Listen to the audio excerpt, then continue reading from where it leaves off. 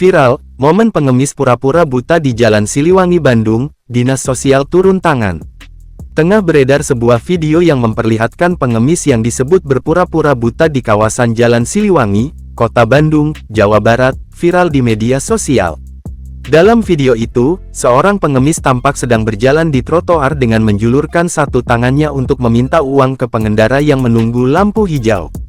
Pengemis tersebut membawa sebuah tongkat dan berjalan layaknya seorang tunanetra.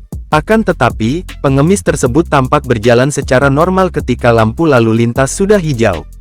Pengemis itu bahkan bisa menyeberangi jalan tanpa bantuan tongkat yang dibawanya. Ketika lampu merah, dia kembali melakukan aksi mengemisnya dengan berpura-pura buta.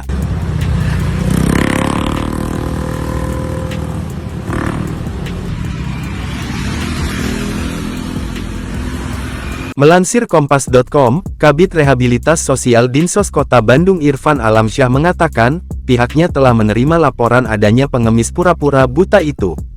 Dinsos Kota Bandung saat ini juga sedang melakukan pemantauan di lokasi yang dimaksud pada Senin, tanggal 27 November tahun 2023 pagi. Akan tetapi, pihaknya belum menemukan pengemis tersebut di lokasi.